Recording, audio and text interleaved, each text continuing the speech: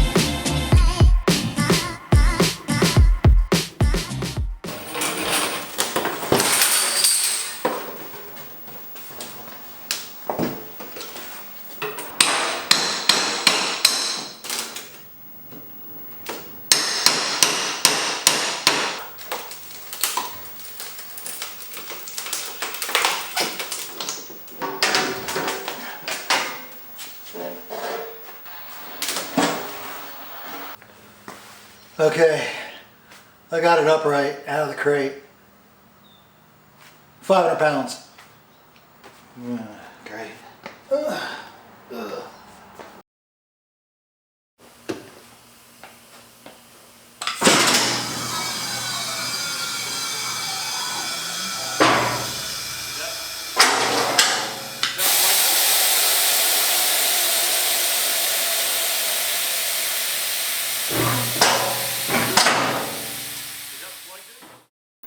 As you can see, we have a new motorcycle lift from Aplus Lift. It's their MT1500 lift kit.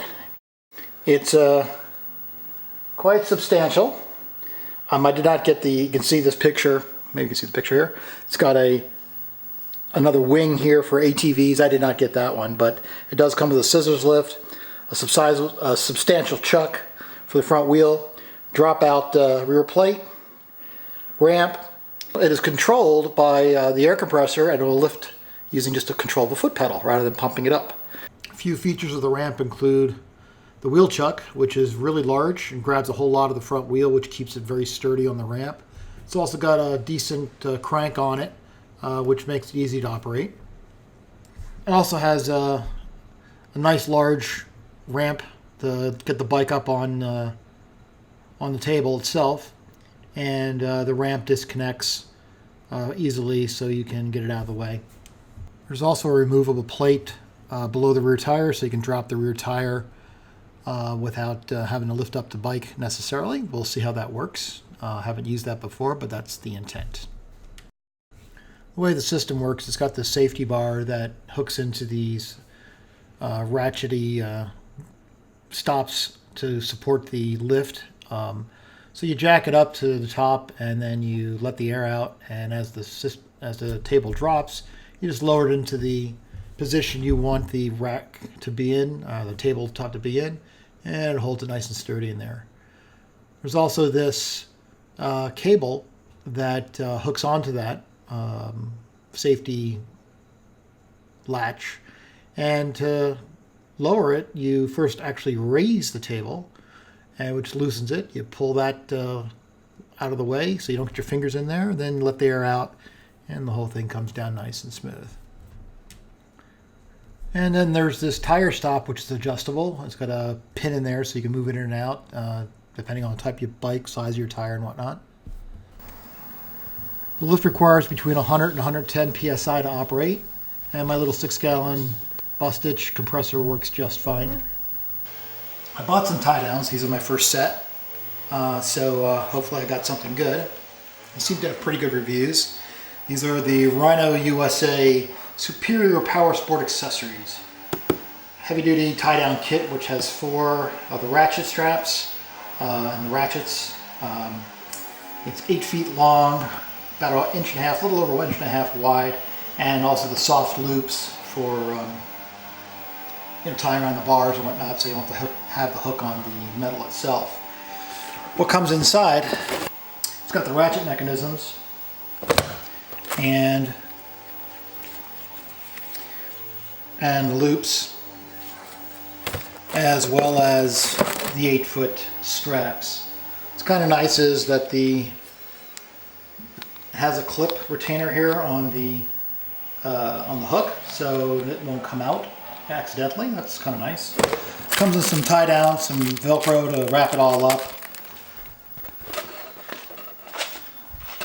Also comes with a nice little travel bag here to put it all in, with their big old logo all over it.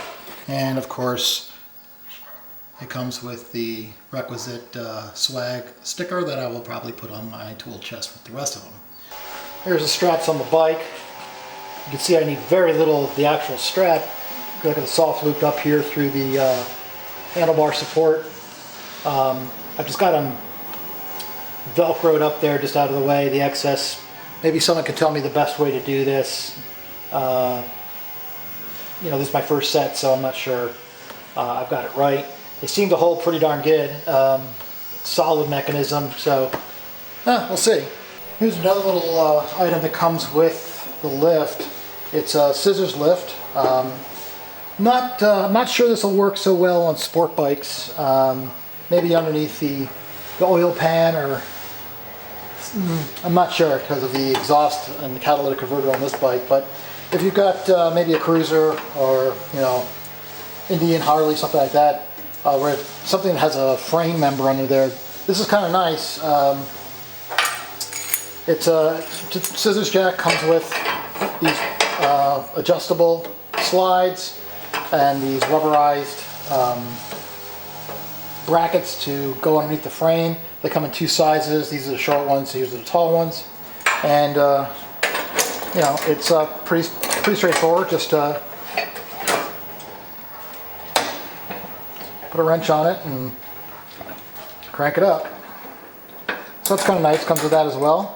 It's pretty heavy duty construction, I can tell you that. I was standing on it as it was cranked up before, so it'll hold me.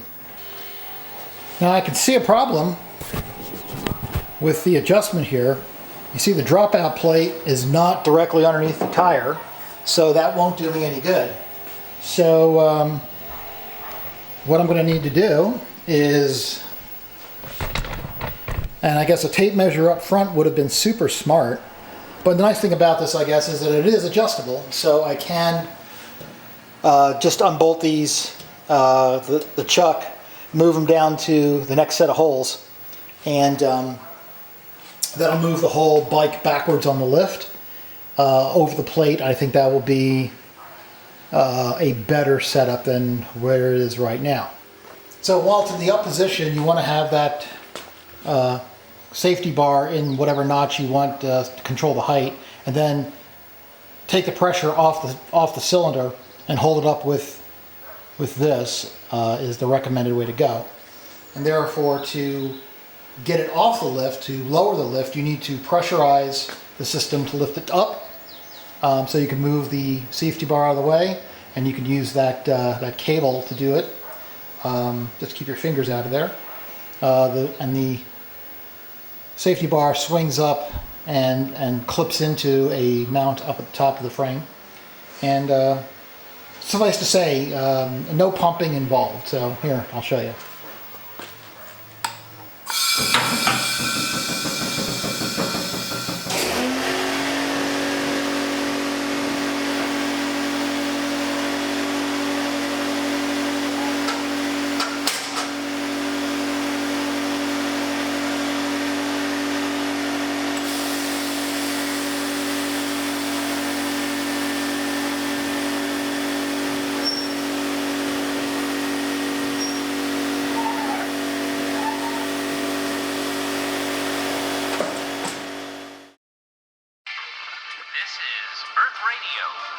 And now here's human music.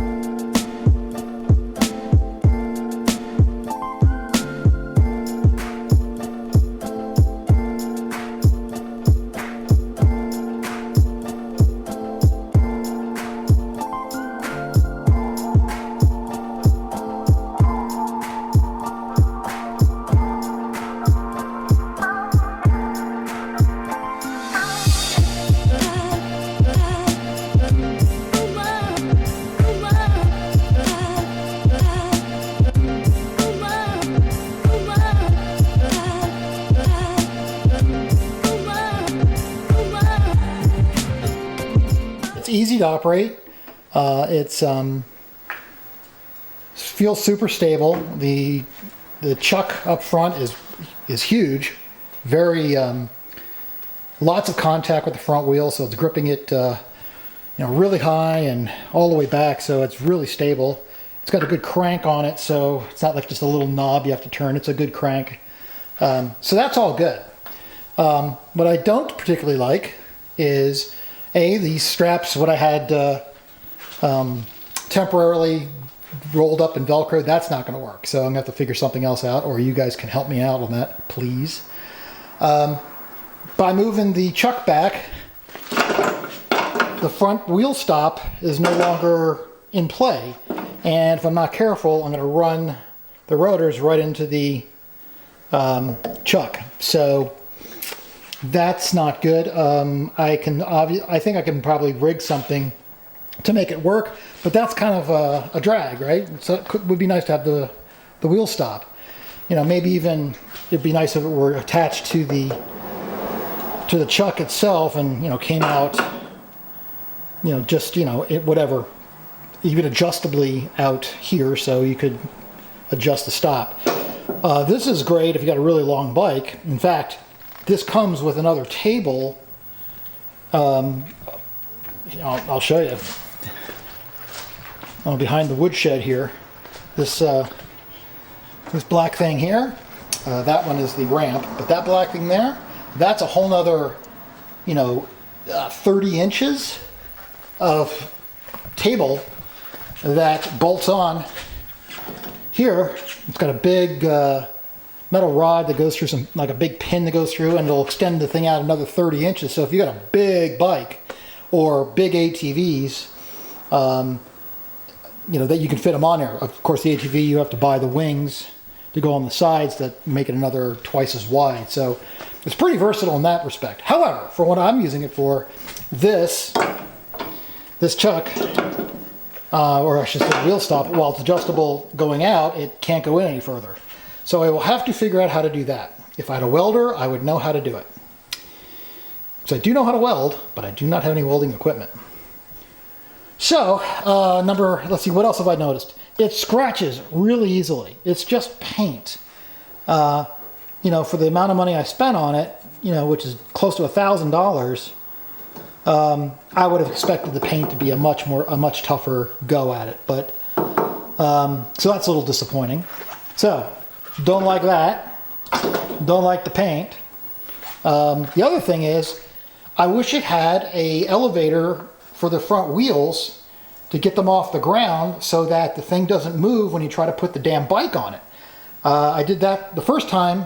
I just got stupid lucky, and the rear bar just fits in that crack, the expansion joint in the garage, really nice, and it gives it a little bit of lip to hold on to, and it just worked fine. And after I moved the chuck, I said, let me pull the bike pull the ramp further into the garage, because my driveway slopes off pretty good and it's not very deep in the garage. So getting a running start, moving this 525-pound Ninja up the driveway, hitting the ramp and getting her going, is not exactly as easy as I would hope. So I figured, no problem, I'll move the table forward in the garage, give myself a little more runway, no problem, right? Well, when I moved it, it moved that rear bar out of the crack. I moved it up a couple feet, and when the front wheel hit the ramp, it pushed the whole table forward in the garage, and that was a sketchy moment. So, had to catch the bike, and so that was crazy. So I wished I had some elevators, something that would, go underneath to raise the front legs off the ground so that it would be stable and wouldn't roll unless you wanted it to. So if you wanted to roll, good news, this thing can move. So I'm going to need to take care of that, because that is just unacceptably sketchy, trying to put a bike up on there. And I need to have some confidence that the table's not going to move and that front wheel slams into the ramp. So there you go. There's my new Aplus Lift from apluslift.com. And she's out of Washington State, and there's There's all the information for the contact if you're interested. I'll have a lot more to say about this once I started using it for real, and we'll see how well it really performs and whether it was really worth the money. But so far, it's pretty good. Got some issues, but I think they're workable. Well, that's it for this video. Thanks for watching. Tune in again. Smash the like button. Subscribe if you haven't already. We'll be putting this lift to good use and doing some more repairs and maintenance on the bikes, and I hope you'll tune in for those as well. So in the meantime, ride safe. Keep wrenching. Cheers.